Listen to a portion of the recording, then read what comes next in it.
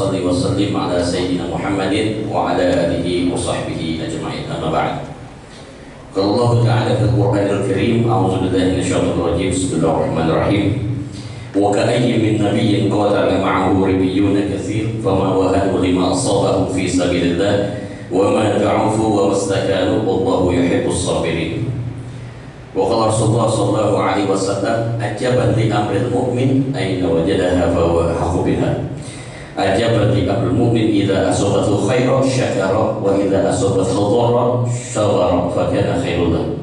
Shadaqallahul azim wa shadaqa rasulul karim. Jemaah zuhur yang dimuliakan Allah Subhanahu wa taala, alhamdulillah pada siang hari ini kita bisa bermuajahah dalam rangka munaqasyah dan muhasabah. Mudah-mudahan lewat kajian singkat ini kita bisa jadikan sebagai bahan renungan, dan insyaallah hari ini kita akan lebih baik dibandingkan kemarin, dan insyaallah juga hari esok akan jauh lebih baik dibandingkan hari ini. Jadi kayaknya kita kurang akrab juga, jauh-jauh banget semua. Agak berjauhan, bikinnya nyenter semua ini kelihatannya. Baik, judul kita pada siang hari ini adalah tekanan spiritual di tengah tekanan target pekerjaan. Ada dua bentuk tekanan ini, tekanan spiritual dan tekanan target. Pertanyaan penting pertama adalah, apakah tekanan itu diperlukan dalam hidup kita? Dalam bahasa psikologi disebut dengan stres, stresor. Jawabannya adalah perlu. Bahwa yang namanya makhluk hidup manusia, selama dia masih bernafas, selama masih berdetak jantungnya, mau tidak mau, suka atau tidak suka, dia akan selalu berhadapan dengan yang namanya tekanan. Justru tekanan ini memang diperlukan oleh kita, yang mana kalau tidak ada tekanan dalam hidup kita, hanya akan menjadi hambar, ibarat sayur tanpa garam atau kopi tanpa gula, kopi pahit. Begitupun hidup kita akan terasa pahit kalau tidak ada tekanan. Jadi sebenarnya tidak perlu dipersoalkan kata tekanan, tetapi yang paling penting adalah bagaimana cara kita rilis, melepaskan diri dari tekanan itu, tentunya dengan tuntunan dan panduan Allah Subhanahu wa taala dan juga contoh daripada Rasulullah sallallahu alaihi wasallam.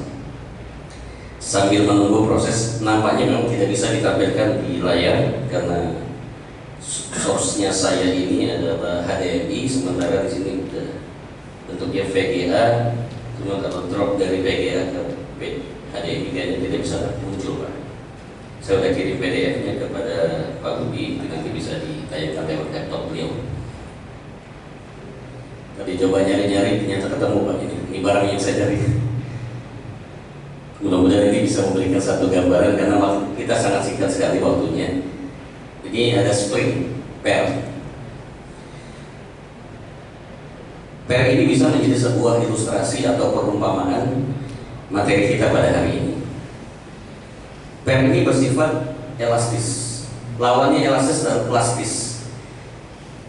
Plastis itu ya kalau udah ditekan, dilepas dia nggak balik lagi. Tapi kalau elastis dia ditekan, dia masih bisa balik lagi ke bentuk semula. Nah, karena spring ini bersifat elastis, maka dia memberikan dua kemungkinan. Yang pertama adalah ditekan, seperti ini, Pak. Kemudian yang kedua adalah ditarik. Ditarik juga bisa. Dia bisa ditekan dan dia bisa ditarik. Dan memang hidup itu bukan hanya tekanan, ada juga berupa tarikan. Ada berupa tarikan, ada berupa tekanan. Tarikan biasanya berupa iming-iming, janji-janji, mimpi, segala hal yang bisa membangkitkan harapan kita. Itu adalah tarikan. Subhanallah, Allah pun tahu kebutuhan kita sebagai manusia. Di dalam Al-Quranul Karim, dari surat Al-Fatihah sampai surat An-Nas, yang jumlahnya 114 surat, 30 juz, 6.236 ayat, kita akan menemukan dua variabel atau dua kata yang sangat khas berpasangan. yang tidak bisa dipisahkan antara satu dengan yang lainnya, yaitu kata jannah dan kata anar, kata surga dan kata neraka. Profesor Dr. Rashid Khalifah, seorang pakar IT Muslim, mengadakan satu penelitian dan riset terhadap Al-Quran. Ternyata beliau mendapatkan sebuah fakta yang sangat menakjubkan, sekaligus memberikan sebuah kesadaran pada kita. Apa hasilnya? Beliau menemukan sebuah fakta bahwa jumlah kata surga dan neraka di dalam Al-Quran itu sama. Jumlah kata surga, al-jannah dan an-nar itu di dalam Al-Quran sama. Secara tidak langsung ini memberikan informasi kepada kita bahwa manusia itu bisa dikategorikan menjadi dua kelompok. Kelompok yang suka dengan tarikan dan kelompok yang suka dengan tekanan. Kelompok yang akan terbangkitkan semangatnya, terbangkitkan gairahnya apabila diberikan tarikan. Begitupun sebaliknya, ada kelompok yang justru dia akan bangkit semangat dan gairahnya kalau diberikan tekanan. Mana yang paling bagus? Nggak ada yang paling bagus, Pak. Dua-duanya bagus. Yang penting kita harus bisa mengenali diri kita ada masuk di kategori yang mana. Karena ada manusia yang suka dengan tarikan, Allah kasih yang namanya surga, Allah kasih yang namanya iming-iming surga. Apakah salah kita ibadah sholat untuk cari surga? Oh, tidak salah. Tujuan utama kita ridho Allah. Bahwa ada yang namanya surga itu adalah tujuan antara. Tujuan final kita adalah mencari ridho Allah. Karena kalau sudah dapat ridho Allah, apapun ceritanya kita akan mendapatkan satu surga dari Allah Subhanahu wa Ta'ala. Yang kedua adalah kelompok yang suka dengan tekanan. Apa bentuk tekanan dalam Al-Quran? Yaitu yang disebut dengan neraka. Tinggal kita mengenali masing-masing. Kalau saya sudah adakan satu penilaian evaluasi pada diri saya sendiri, saya masuk kategori yang suka tekanan, Pak. Tapi mungkin ada juga jamaah yang suka dengan tarikan. Dua-duanya bagus, tidak ada masalah. Berarti kita harus mengenali mana yang tarikan, mana yang tekanan. Karena saya menyadari bahwa saya suka dengan tekanan, maka untuk membangkitkan semangat saya, membangkitkan semangat ibadah saya, semangat membaca Quran saya, semangat puasa saya, semangat sedekah saya, maka yang saya lakukan adalah saya membaca lebih banyak ayat-ayat yang bersifat siksa api neraka, azab dari Allah, sehingga membangkitkan rasa takut saya. Nah, rasa takut itulah yang menghantarkan kita, menghantarkan saya untuk bisa bersemangat dalam ibadah. Sebaliknya, bagi yang suka dengan tarikan, maka dia memperbanyak baca ayat tentang surga. Di situ ada kabar gembira, ada yang namanya iming-iming, ada janji Allah Subhanahu wa Ta'ala, supaya terbangkitkan harapan. Dengan harapan itu dia jadi semangat. Nah, kebetulan hari ini kita bahas tekanan spiritual di tengah tekanan target pekerjaan. Tekanan tak selalu menghancurkan, kadang dia adalah cara Allah membentuk keteguhan iman di balik deadline dunia. Untuk menjawab kalimat ini, saya kasih berikan sebuah ilustrasi atau contoh. Jamaah sekalian, sebagaimana saya katakan di awal, spring ini, per ini dia bersifat elastis, dia bisa ditekan dan bisa ditarik. Pada saat kita tekan, pada saat dia ditekan ke titik yang paling maksimal seperti ini, disebut maksimal artinya saya sudah nggak bisa tekan lagi, sudah mentok. Nah, itu namanya titik tekan yang maksimal. Apa yang terjadi, jamaah sekalian? Kalau tangan ini saya lepas, tangan yang menekan ini saya lepas, apa yang terjadi? Maka yang terjadi adalah bisa, ini karena sudah lama tidak elastis. Jadi kalau kita tekan, apalagi kalau PR-nya itu panjang, kita tekan, kita lepas, pasti dia akan melenting. Apa maknanya di sini? Yang pertama, Allah tidak akan memberikan tekanan kepada manusia kecuali sesuai dengan kapasitasnya. Seperti yang sudah kita pahami dalam surat Al-Baqarah ayat 286, la yukallifullahu nafsan illa wus'aha. Allah tidak akan membebani kepada seseorang, tidak akan memberikan tekanan kepada seseorang kecuali menurut kesanggupannya, kapasitasnya. Secara individual, secara korporat, Dirjen Migas ini tidak akan diberikan satu tekanan bisnis kah, atau tekanan apapun, ekonomi, finansial, politik, apapun, melainkan mereka, perusahaan itu, institusi itu, lembaga itu pasti bisa untuk menghandle. Itu kaitannya. Tapi buktinya ada yang nggak mampu. Katanya Allah memberikan tekanan sesuai dengan kemampuan. Tapi banyak yang gagal juga menghadapi tekanan itu. Apakah itu artinya tekanan yang diberikan oleh Tuhan itu melebihi dari kapasitasnya? Oh tidak. Kita harus meyakini bahwa kita harus berhusnuzon kepada Allah. Tidak ada tekanan yang diberikan Allah melebihi daripada kapasitas kita. Tidak ada. Lantas kenapa kita sering gagal menghadapi itu? Ada dua kemungkinan. Kemungkinan yang pertama adalah overestimate, dan kemungkinan kedua adalah underestimate. Apa yang disebut overestimate? Kita menganggap bahwa tekanan itu lebih besar dari apa yang kenyataannya. Jadi ada Quran tulis tiga jilid, ya masing-masing jilid ada 30 juz. Ya. Ini beratnya katakanlah misalnya satu ini beratnya adalah 250 gram, jadi sekarang ada 750 gram. Ketika saya mengangkat, saya merasa nggak bisa, kenapa? Jangan 5 kilo. Karena 5 kilo saya nggak mampu. Dari mana saya bisa menyentuh 5 kilo? Padahal saya belum mengukurnya. Padahal sesungguhnya jangankan 5 kilo, 2 kilo pun nggak nyampe. Artinya saya bisa mengangkatnya. Jadi yang pertama overestimate, memberikan satu skor tekanan melebihi dari yang sesungguhnya. Ada sebuah perusahaan yang seolah-olah tidak mampu mengatasi sebuah krisis yang ada di perusahaan tersebut, tidak bisa mengelola dengan manajemen krisis yang benar. Itu karena mungkin boleh jadi dia menganggap tekanan yang diberikan oleh pihak luar itu kepada perusahaan itu terlalu besar. Jadi belum dihadapi saja mereka sudah merasa kalah. Itu yang pertama. Yang kedua adalah underestimate. Kebalikannya, sebenarnya tekanan itu nggak terlalu besar.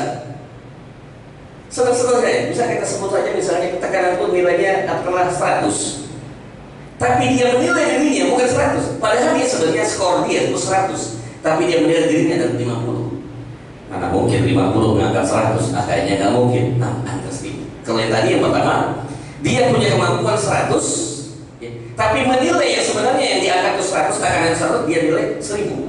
Jadi nggak mungkin diangkat. Itulah sebabnya di dalam Al-Quran Allah menyebutkan ada dua ungkapan secara khusus di dalam surat 33 Al-Ahzab ayat 72 dengan sebuah kalimat yang sangat khas. Wa kana al-insanu zaluman jahula. Kepada orang-orang yang overestimate disebutnya adalah zalim. Kepada orang-orang underestimate adalah bodoh. Kalau bahasanya RG itu dungu. Orang yang menilai dirinya itu underestimate adalah bodoh. Dan orang yang menilai orang lain itu adalah lebih dari apa yang kapasitasnya, itu adalah zalim. Zalim, melebihi dari kapasitasnya. Pertanyaan berikutnya adalah, kalau memang tekanan itu sudah diatur Allah sesuai dengan kemampuan kapasitas kita, kenapa seringkali kita merasa kayaknya tekanan itu terlalu berat? Betul, perasaan kita seperti itu. Siapa yang memasukkan rasa itu kepada kita? Allah jawab dalam Quran surat 114 ayat ketiga dan 4. Alladzi yuwaswisu fi sudurin nas. Oh, ternyata yang keroknya adalah setan, Pak. Setan itulah yang memberikan was-was, memberikan satu skor yang berlebihan terhadap tekanan. Kamu kan kayaknya nggak mampu. Misalnya kita nih udah bertahun-tahun kerja di Ditjen Migas, kok saya perlu berangkat haji? Kenapa nggak berangkat haji, Pak? Biayanya mahal, makin lama makin mahal. Habis namanya WNH sih, Pak ya. Saya mengusulkan pada Pak Menteri, Pak Nasrul Umar, jangan WNH, namanya WNH, ongkos naik haji, makanya naik terus, Pak. Kalau OTH naik, Pak, OTH, ongkos turun, haji namanya WNH jadi naik terus hajinya. Nggak pernah saya lihat ada haji itu turun angka itu, nggak pernah, kecuali disubsidi oleh pemerintah. Akhirnya saya nggak mampu nih untuk pergi haji. Mulailah setan masuk di situ. Udah daripada urusan haji mendingan apa? Renovasi rumah atau beli mobil listrik. Nih sekarang lagi ngetren BYD, Build Your Dream. Di mana-mana di jalan mobil-mobil BYD dengan berbagai macam merek, berbagai macam varian. Keren katanya. Nah, daripada pergi haji mendingan ini aja dulu kan. Itu kerjaan setan tuh, Pak. Padahal kita mampu. Lo beli mobil aja bisa, masuk kita haji nggak bisa. Gitu. Yang kedua adalah underestimate. Dikasih pekerjaan sama pimpinan, padahal apa yang diberikan oleh pimpinan itu sebenarnya pekerjaan yang ringan. Tapi karena kita menilai diri kita terlalu rendah, kita merasa nggak sanggup. Sorry Pak, saya nggak sanggup Pak. Ini pekerjaan enteng, saya nggak sanggup. Kenapa? Karena saya under capacity, kemampuan saya di bawah itu.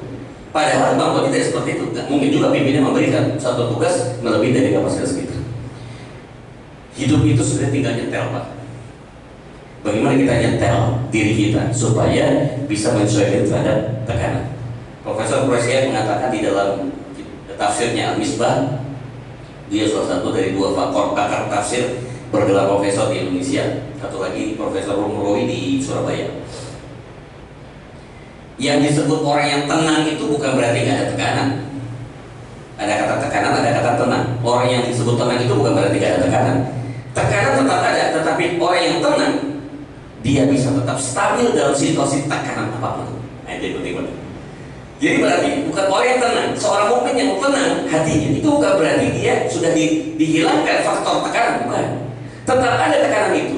Bahkan boleh jadi tekanan itu lebih bertubi-tubi dibandingkan kita, dibandingkan manusia secara umum. Tapi kenapa dia tetap bisa stabil, bisa tetap tetap bisa solid di situ, tetap bisa istiqomah? Karena dia punya kestabilan di dalam spiritualnya, di dalam emosionalnya.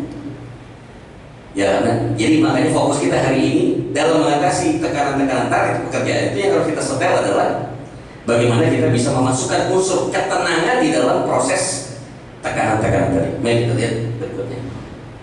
Boleh Mas Budi? Kok ini enggak kegedean ya? Dikecil aja. Bisa. Saya akan, ini bahasanya banyak, tapi saya akan coba ringkas ya Mas sekalian, 3 saja. Yang pertama adalah saya ambil bahasa Arabnya ya. Doktu wadiyakun. Doktu itu dalam bahasa Arab artinya tekanan. Diikun juga sama tekanan. Cuma bedanya kalau yang doktu itu adalah tekanan yang bersifat fisik, emosional.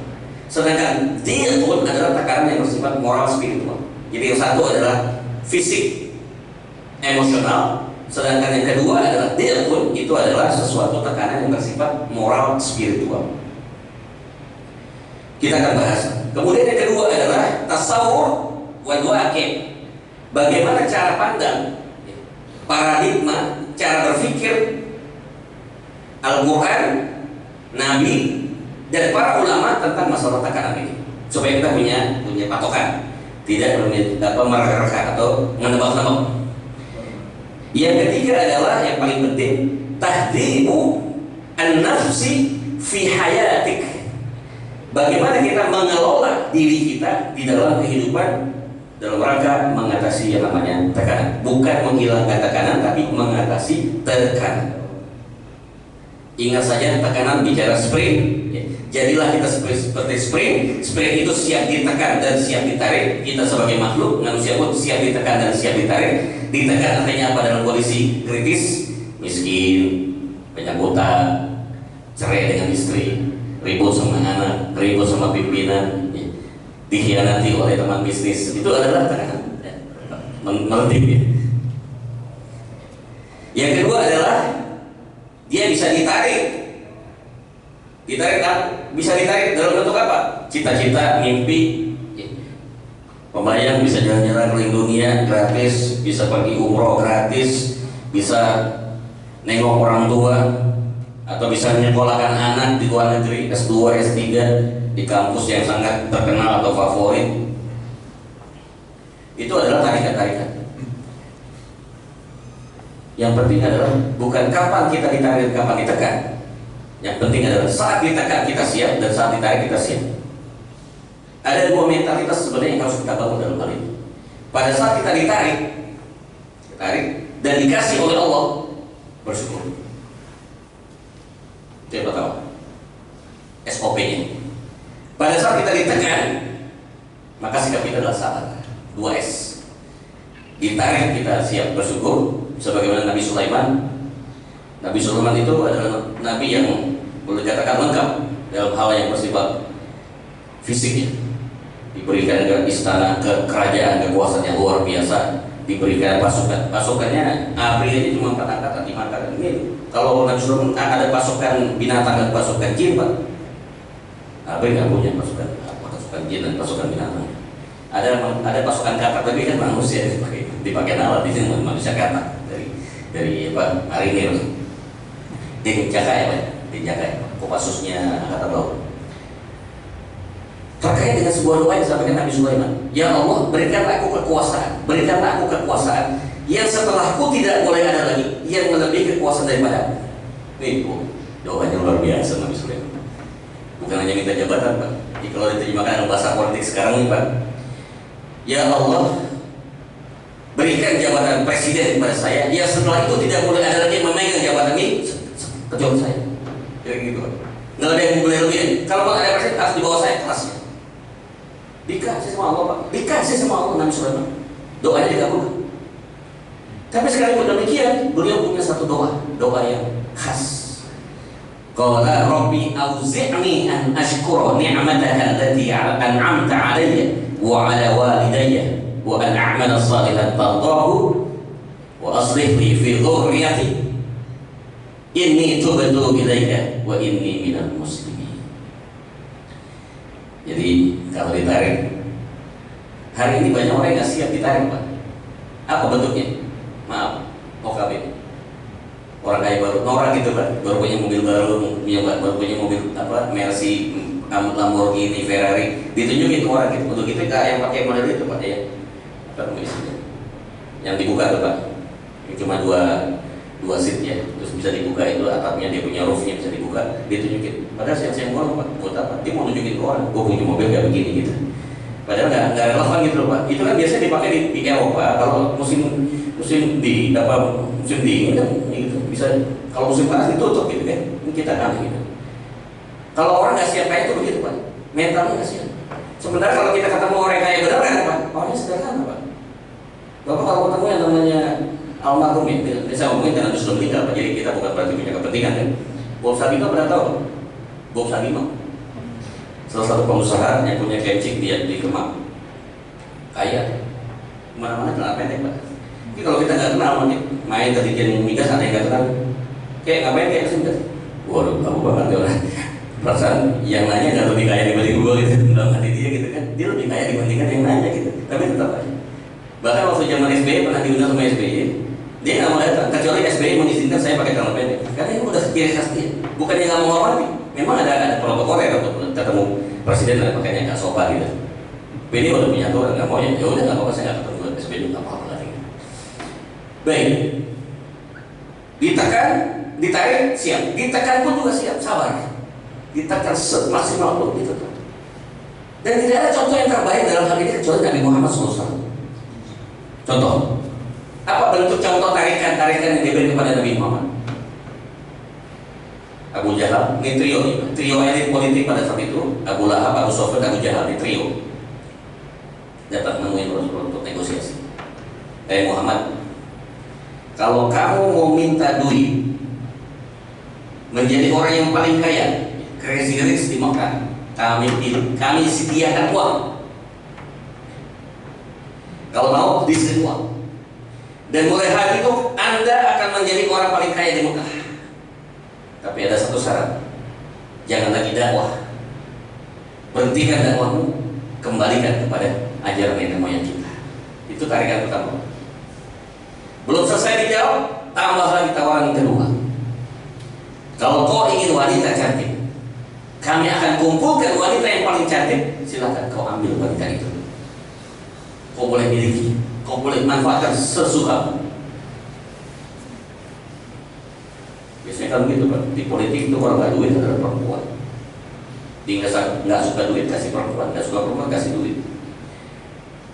Soal perempuan ini bisa menurunkan, wah Pak, gara-gara perempuan itu bisa turun martabat, harga diri, segala macam, hancur reputasi, kredibilitas. Sekarang udah zamannya digital, nggak ada yang nggak bisa diawasi dengan CCTV, Pak. Kita mau melakukan apapun bisa ketahuan. Udah itu diviralkan. Siapa kita menanggung rasa malu kita? Nabi ditawarin, kami berikan perempuan paling cantik, mau berapa? Kami cariin. Nabi tetap diam, nggak dijawab. Puncaknya apa yang ketiga? Muhammad, kalau kau ingin dijadikan sebagai pemimpin nomor 1 di Mekah, hari ini juga kami akan aklamasi memilih kau jadi pemimpin di Mekah. Kami siap ikut kau, tapi dengan catatan jangan kau sebarkan dakwah. Jawabannya luar biasa, Pak.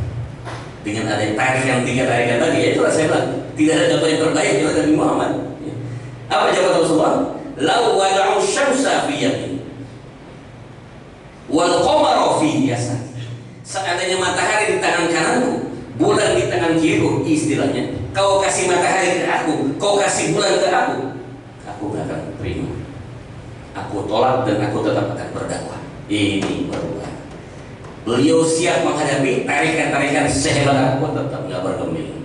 Hari ini Pak, pejabat dikasih duit yang namanya 12-16 itu mulai goyang.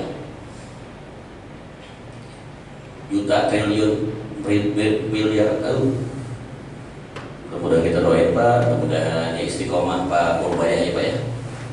Masih banyak yang kelihatan sekarang. Kemarin rapat kabinet Pak Prabowo udah nahan amarah benar-benar karena beliau menemukan laporan antara Menteri Keuangan dengan menteri-menteri terkait tidak sama.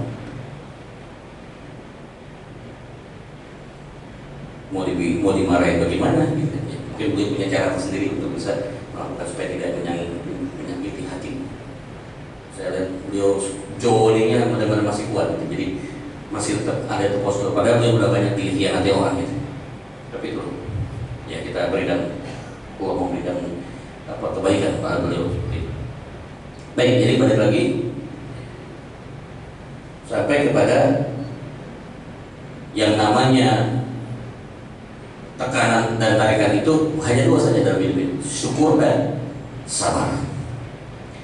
Baik, kita masuk kepada poin yang kedua. Berikutnya, daripada nyatet kan, mendingan kita. Ini, saya baca aja ya, berarti. Bagaimana cara pandang Al-Quran, cara pandang Al-Quran di dalam melihat yang namanya tekanan. Bagaimana cara kita menghadapi tekanan-tekanan dalam hidup ini? Entah tekanan dari pasangan hidup, entah dari anak, entah dari orang tua, entah dari pimpinan, entah dari teman bisnis, entah itu dari macam-macam, dari musuh-musuh dan segala macam. Surat 13 ayat 28. A'udzu billahi minasyaitonir rajim. Bismillahirrahmanirrahim. Alladzina amanu wa tatma'innu qulubuhum bi dzikrillah. Ala bi dzikrillah tatma'innul qulub.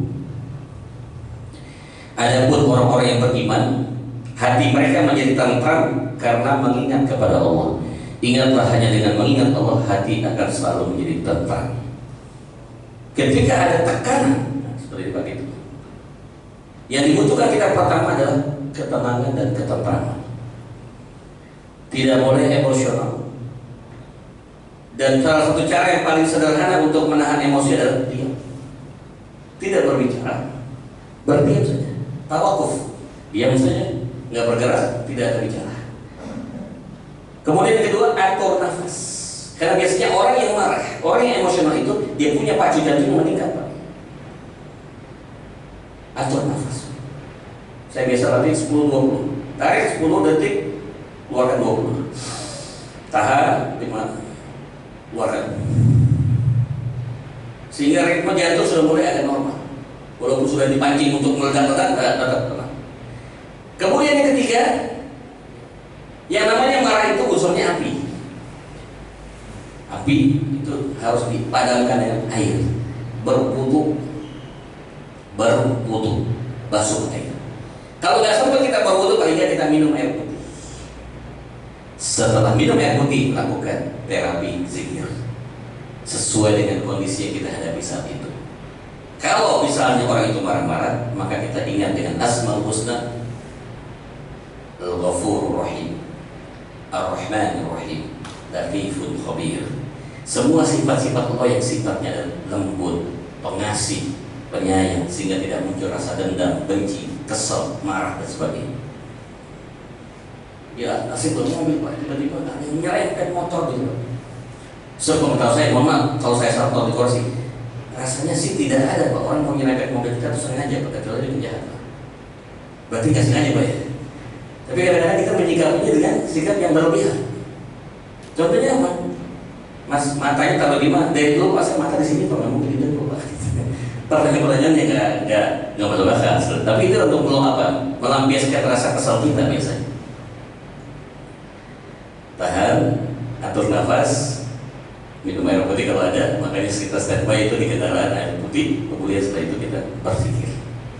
Alladzina amanu wa tatma'innu qulubuhum. Apa hubungannya zikir dengan tentram? Baik.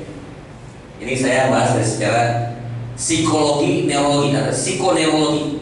Jadi psikologi yang dihubungkan dengan ilmu saraf otak.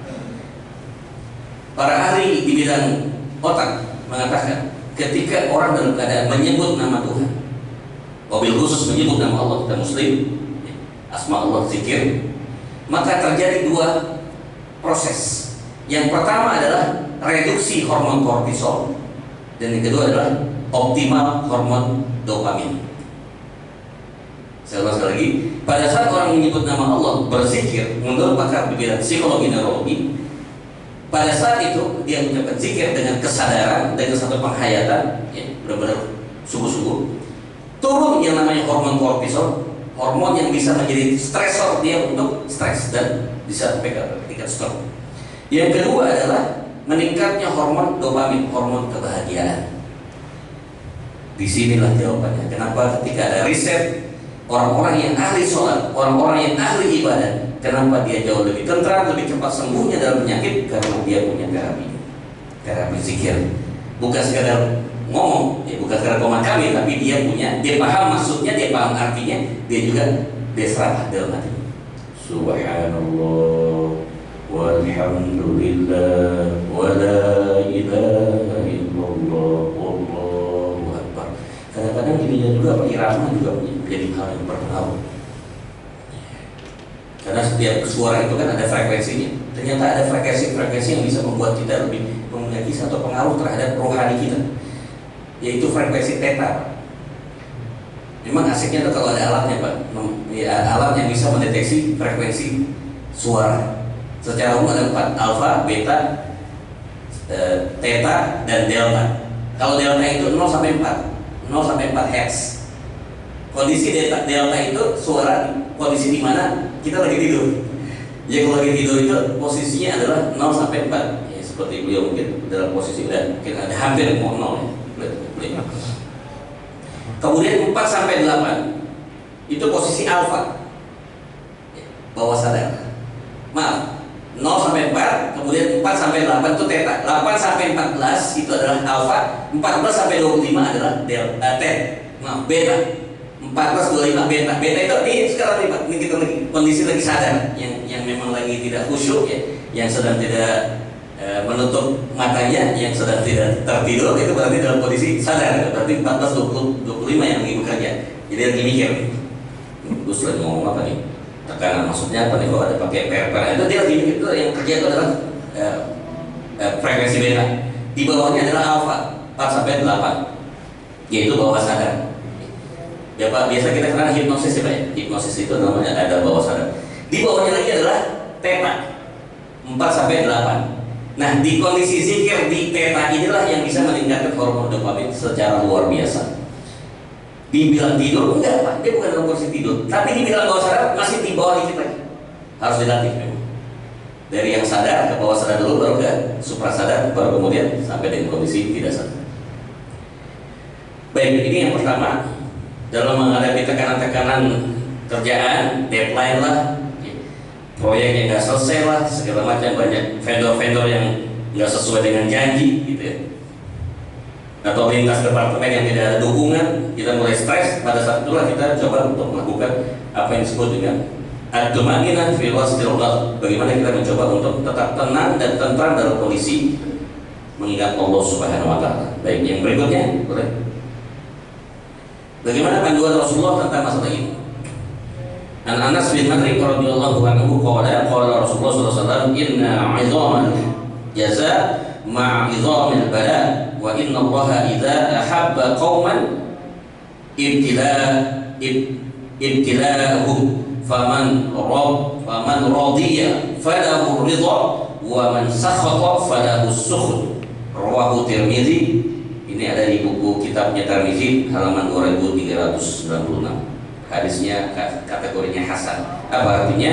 Sesungguhnya besarnya pahala tergantung pada besarnya ujian.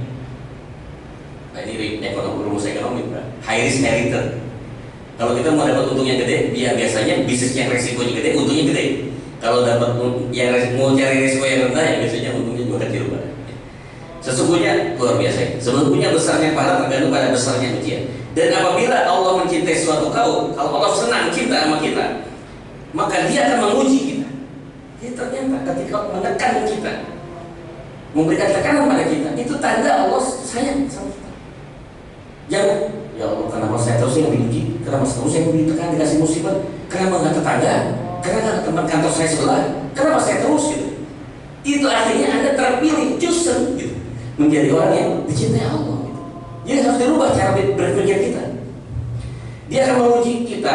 Barang siapa yang ridho, kalau kita ridho, raditu billahi rabba wa bil islami dinan wa Muhammadin nabi rasul, maka Allah akan ridho. Barang siapa yang murka, maka Allah akan kasih kemurkaan. Nah, ini mimpi menarik. Jadi tidak penting apa bentuk tekanannya, berapa besar tekanannya, yang penting kita adalah melakukan, membayangkan ini adalah ujian. Oh, ini berarti Allah cinta sama saya. Terima kasih ya Allah, Allah masih pilih saya. Berikutnya, ini kata Ibnu Qayyim dalam kitabnya Madarijus Salikin, dikatakan, "Idza anzalallahu bi'abdihi bala'an fa anzala bihi as-sabr." Fatahammal al-bala'u bis-sabri kana al-bala'u fi haqqihi ni'matan li'annahu kaffara bihi sayyi'atihi wa rafa'a bihi darajatihi wa azhara bihi sabruhu wa ridahu. Nah, ini di Madarijus Salikin. Apabila Allah menurunkan musibah pada seorang hamba, lalu Allah juga menurunkan kesabaran bersama, maka musibah itu menjadi nikmat baginya. Sebab dengannya Allah menghapus dosa-dosanya, meninggikan derajatnya, menampakkan kesabaran serta keridhoannya.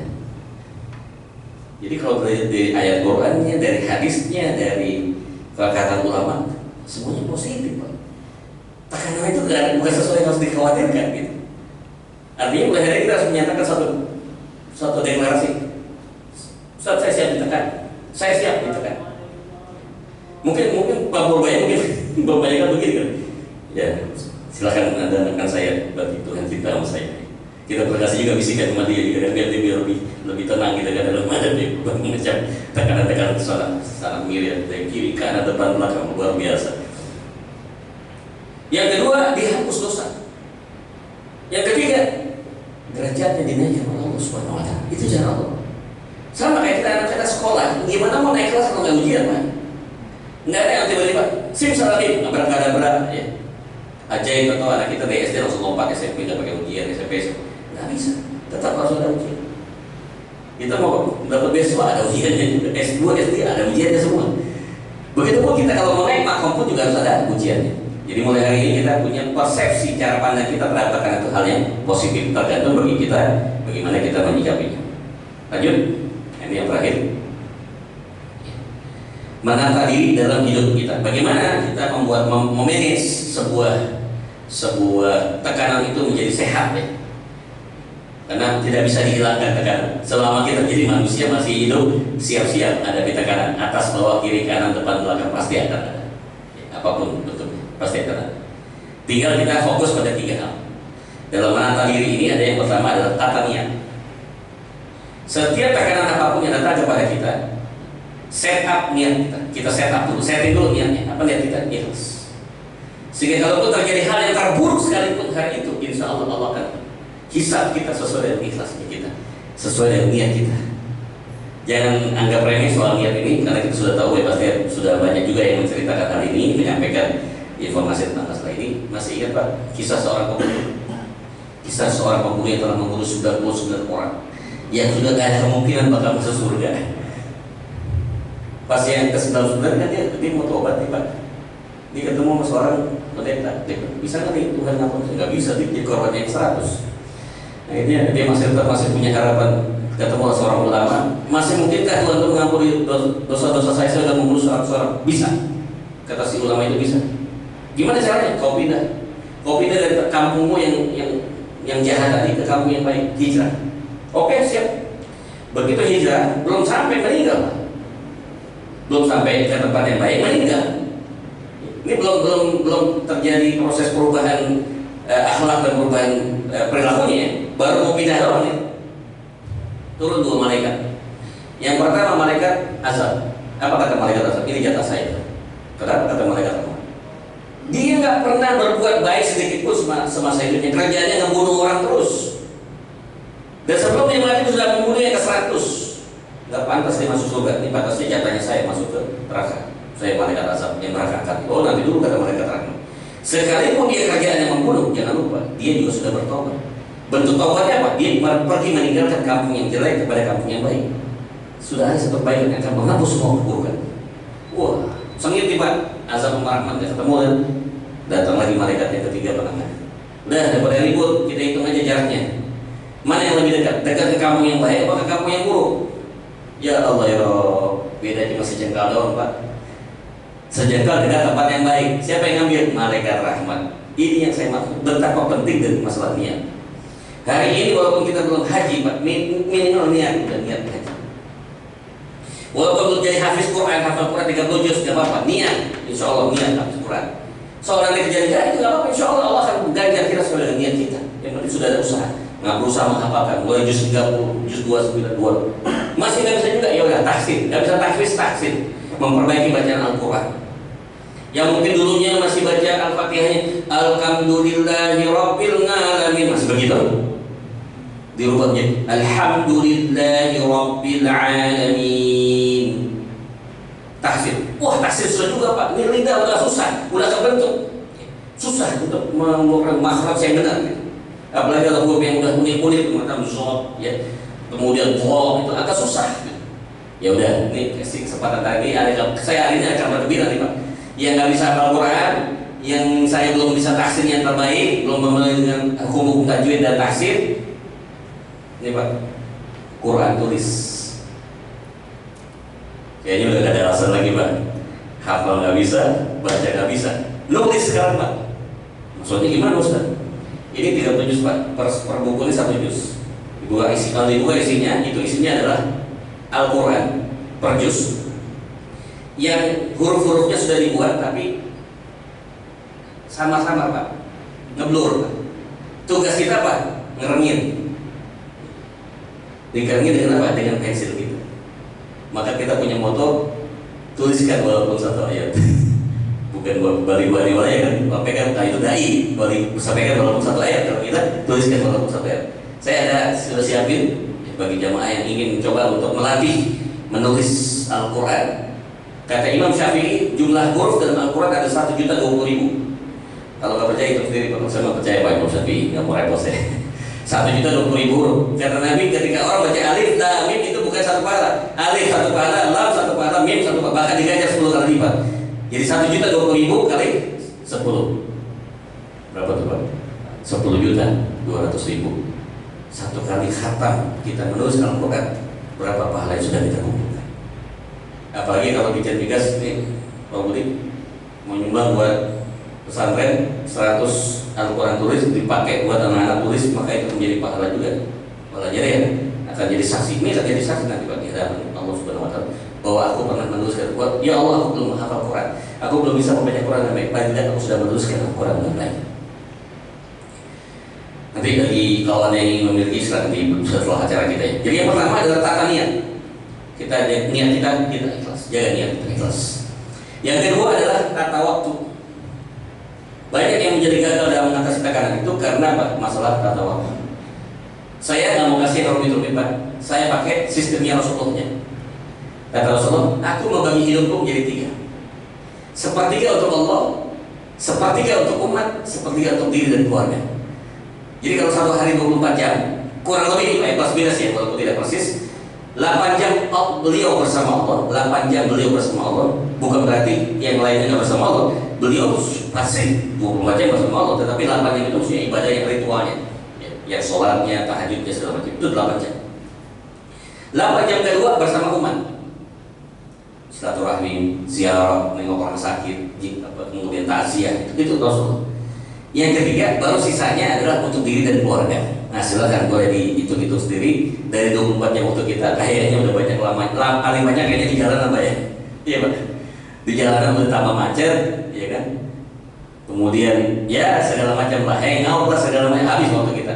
Sedangkan untuk Allahnya makin berkurang, pulangnya udah tengah malam, ya, besok pagi subuh sudah harus bangun lagi, sedikit sekali waktu kita bersama Allah. Ini pengaruh. Kalau kita nggak punya cukup suplai energi, bagaimana mungkin kita menghadapi tekanan-tekanan yang datang dari kehidupan ini? Kita tahu.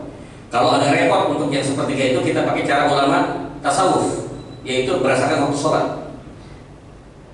Sekarang zuhur, habis zuhur ke asar, kita mulai bikin rencana apa yang mau kita kerjakan. Setelah itu dari waktu asar kita evaluasi apa yang kita kerjakan waktu zuhur dan asar. Ada yang kurang, kalau kurang kita istighfar, ya kalau lebih kita syukur, sujud syukur. Kemudian merencanakan lagi dari asar kemarin mau ngapain. Begitu sampai maghrib, evaluasi dari asar sampai maghrib, apa yang sudah kita kerjakan. Kalau bagus, alhamdulillah. Kalau jelek, kita istighfar. Kemudian rencanakan lagi dari maghrib ke isya, begitu sampai subuh, begitu rotasinya ulama tasawuf. Jadi per waktu sholat. Jadi sholat itu sekaligus bukan hanya untuk ibadah, tapi sekaligus sarana untuk muhasabah, renungan buat diri kita. Yang terakhir adalah menatah hati kita. Tidak ada yang bisa menatah hati kita kecuali kita bersama kalamullah. Kalamullah, Al-Quran ini membantu kita dalam menatah hati kita. Inilah firman Allah, panduan Allah, Allah sebagai pembimbing kita, Rasulullah sebagai mentor kita. Maka jadikanlah Quran ini sebagai panduan kita dalam menatah hati. Insya Allah dengan itu kita akan bisa memaksimalkan dalam menghadapi berbagai macam tekanan dalam kehidupan kita. Baik, dari saya sementara itu dulu. Sudah masuk, sudah selesai. Kalau ada yang mau ditanyakan, ada yang kurang jelas, dipersilakan. Bagi yang memiliki Quran tulis pun dipersilakan. Nggak lebih mahal dibandingkan satu kopi Starbucks, insya Allah. Baik Bapak Ibu, setelah kita menyimak kajian hari ini, silakan pada Bapak Ibu yang mau menambahkan atau bertanya, dipersilakan. Ibu jadi mana ya?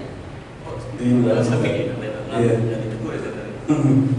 Silakan Ibu, ada yang mau ditanya, silakan. Silakan yang mau bertanya.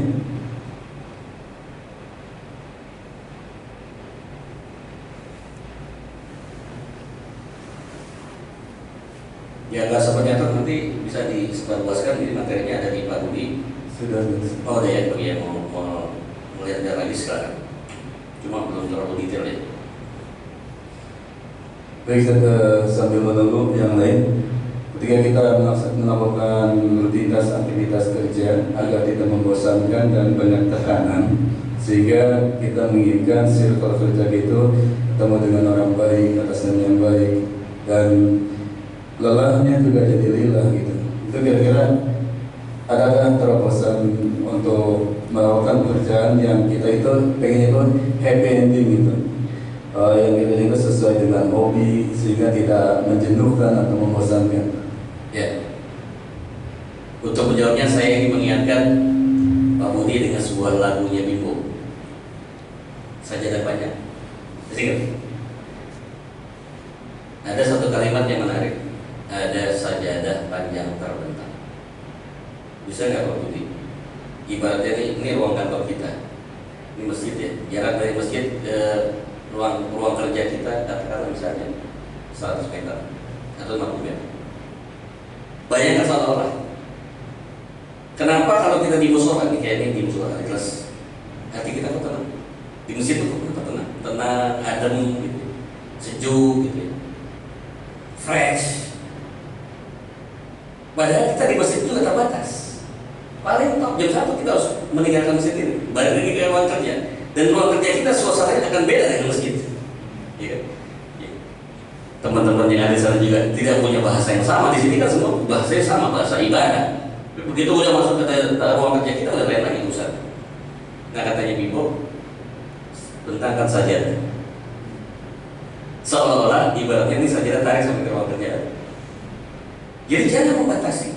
Sujud itu hanya di masjid. Bayangkan seolah-olah sajadah itu juga ada di ruangan kita.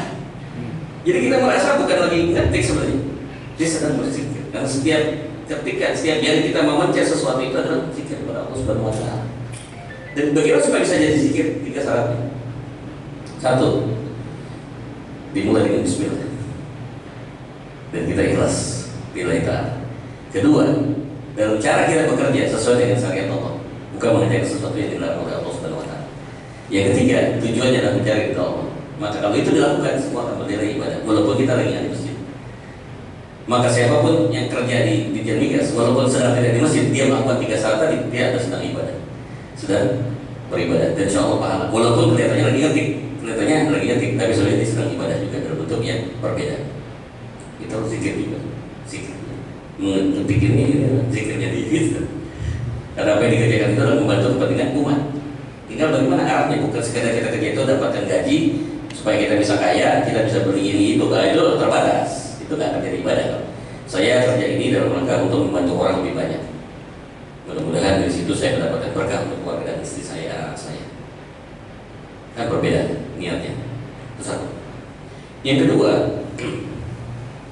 kalau kita bicara soal lelahnya kita bisa jadi lillah. Di luar tadi yang faktor kita bagaimana membuat yang namanya di mana kita berada hamparan sajadah ya. Ditemani dengan saja. Dan kalau kita bicara sujud itu sebenarnya kan simbolisasi sujud itu kan menempatkan kepala kita sejajar apa? Dengkul. Berarti kita memposisikan akal kita itu 0. Yang 1 siapa? Oh. Kalau dua faktor ini bersatu dalam ilmu matematik, 0 dibagi 1, 0. Tapi kalau 1 dibagi 0 tidak terhingga. Jadi supaya Pak Budi mendapatkan kekuatan yang tidak terbatas, rumusnya adalah 1 dibagi 0. Maksudnya apa? Maksudnya put Allah as number 1, put yourself as number 0. Jadikan Allah itu sebagai nomor 1, la ilaha illallah, Allahu ahad. Jadikan diri kita itu yang 0. Maka nanti Allah akan memberikan hasil unlimited, kekuatan yang terbaik. Kenapa hari ini banyak orang yang powerless, badannya kelihatan gede Pak, tapi nggak punya kekuatan? Kenapa? Karena dia kembali rumusnya 01. Dia menempatkan Allah itu 0. Allah itu nggak ada artinya buat dia, ya nggak ada apa-apanya buat dia. Tapi dia menjadikan dirinya nomor 1. Aku yang paling hebat, aku yang paling pintar, aku yang paling kaya, aku yang paling kuasa, aku yang paling suci dan segala macam. Selesai. Justru dengan dia mengatakan begitu, dia nggak punya kekuatan. Ketika orang itu merasa 0 dia dapat Allah, dia akan dikasih kekuatan sama Allah. Itu rahasia. Jadi seberat apapun tekanan, kalau itu kita terus jaga, rumus itu kita pakai dimanapun kita berada, insya Allah unlimited power. 24 Februari Pak Budi tahun 2006, mungkin pernah dengar apa yang saya baca? Ceramah motivasi 24 jam non-stop tanpa istirahat. Dari jam 8 pagi pas saya ceramah sampai jam 11 besok, tidak pakai istirahat. Istirahat hanya 5 menit untuk setiap 2 jam itu untuk makan minum, sholatnya nggak boleh, ada tidur. Kenapa saya buat? Saya bukan manusia super Pak, saya manusia biasa. Kita sama makan nasi Pak. Gak ada yang istimewa dari diri saya. Tapi kenapa saya bisa seperti itu? Karena saya merasa saya bukan siapa-siapa, saya bukan apa-apa. Allah yang nomor 1. Ya Allah kuatkan saya. Saya bukan siapa-siapa. Saya orang lemah. Saya makhluk yang lemah. Minta tolong. Nah untuk minta tolong pada Allah gimana caranya Pak? Harus ada perantara Pak. Ada mediatornya. Siapa mediatornya Pak? Banyak. Salah satunya saya kenal ini Pak. Ibu saya Pak. Jangan pernah lupa Pak. Yang bisa mengantarkan sukses Anda dalam bisnis, sukses Anda dalam pekerjaan adalah ibu Anda. Karena dia adalah saluran, salah satu konektor Allah yang paling kuat di dalam kehidupan dunia ini adalah ibu kita. Jelaskan hadisnya. Ridho Allah, ridho orang tua. Surga di bawah telapak kaki ibu. Jadi saya ingat nih Pak Budi, di salah satu kamar itu ibu saya kerjanya di doa aja tuh. Bu, doain anaknya mau ceramah, mohon minta Allah beri kekuatan supaya saya siap bisa menjadi sampai selesai. Doa terus, alhamdulillah. Pas udah dapat 24 jam dari Pak Jaya Suprana, saya baru ingat ibu saya pas di kamar nih, kalau nggak di masih mikir nih, dia nggak tahu dia sudah selesai atau belum. Saya dari panggung masuk ke kamar, Bu, udah selesai, anakmu udah selesai, jikirnya udah cukup. Kemudian saya bawa ke ruangan, saya ajak naik ke atas panggung, Bapak Ibu sekalian, saya bisa begini bukan apa-apa, ini kekuatan saya. Ini mampu saya kuat, yaitu ibu saya. Ada lagi yang lain Pak, kalau ibunya udah meninggal nggak apa-apa Pak, anak yatim. Anak yatim udah meninggal, orang duafa.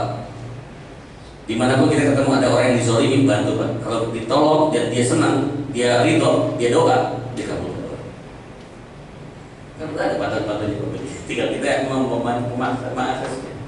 Terakhir, ada tempat-tempat dan waktu yang sangat powerful yang bisa dimanfaatkan oleh kita. Saya hanya mengingatkan saja, saya rasa Pak Guru juga tahu. Sepertiga malam. Kalau mau dapat kekuatan, surat Al-Isra ayat 82.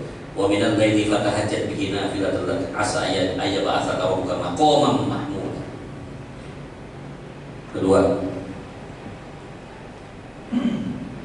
multazam. Udah umroh, haji belum ya? Tapi sempat berarti antara pintu Ka'bah dan Hajar Aswad itu ada tempat yang mustajab, namanya multazam. Di situ powerful, minta powerful. Berikutnya apa? Pada Arafah. Inti haji Arafah, nggak ada haji kalau nggak ada Arafah, karena intinya ada di Arafah. Di Arafah itu ngapain kita? Diam, hukum kan diam Pak. Justru unik Pak. Tawaf kan gerak ya, saya gerak. Tapi di Arafah yang paling inti justru diam. Apa? Diamnya ngapain? Istighfar, taubat dan doa kepada Allah. Apalagi di Madinah, Raudhah. Antara mimbar Nabi khutbah dan rumah Nabi. Mabaina mimbari wa baiti, antara mimbar dan rumahku, itulah yang namanya Raudhah. Tinggal dilisting aja nanti tempat-tempat mujarab, mustajab, waktu-waktu mustajab, situasi-situasi yang mustajab, manfaatkan semuanya. Insya Allah powerful. Gitu. Di luar itu ada usul-usul kesehatan tentang nutrisi yang cukup. Tentunya namanya manusia kita ikhtiar. Kemudian apalagi Pak, vitamin, multivitamin, terus apa? Olahraga, tidur yang cukup. Itu Pak, biasa standar itu ya, mesti kita lakukan. Tapi tidak bisa dipastikan orang yang pasti nge-gym setiap hari, makanannya teratur, tidur teratur, dia pasti akan kuat, belum tentu juga. Tapi itu ikhtiar. Allah perintahkan kita menjaga kesehatan. Begitu Pak Budi?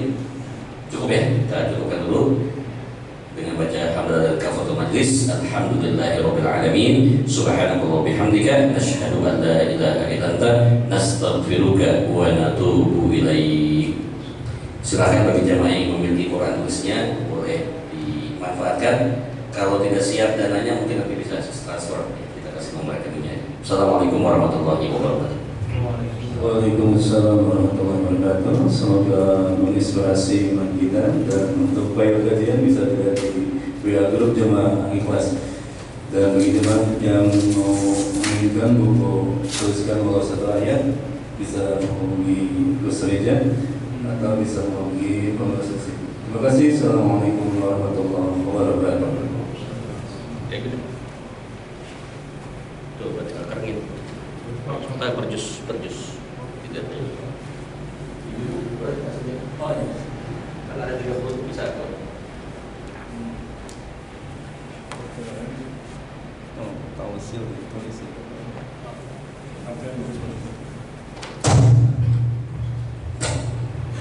Iya, ditulis lagi. Buat latihan nulis. Iya, sekalian tulis. Sampai yang udah hafal Pak, dengan nulis akan lebih mantap hafalannya. Insya Allah. Latihan kesabaran juga. Kalau lagi stres juga bisa tulis. Oh betul. Iya. Tapi kalau manual gimana? Kalau manual di papan tulis. Cuma kan tadi tulisannya nggak teratur Pak. Jadi depan ya. Kan udah tinggal niru Pak. Fokus gitu ya. Iya, niru ya. Lebih fokus ya. Lebih fokus dan lebih sistematis.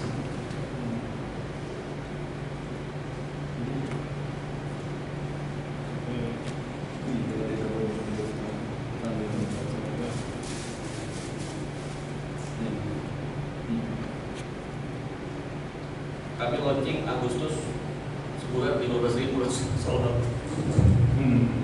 Pertama ibu ya luar biasa.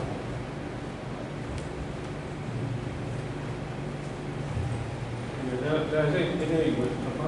Dia pernah memahami ya salah satu cara ini, salah satu cara menghafal Al-Quran itu ya.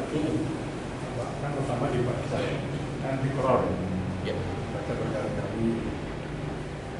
Ustaz Ahsan Safar itu pernah. Ya. Kemudian yang kedua, caranya supaya mudah dihafal itu dipahami. Jadi berdasarkan pemahaman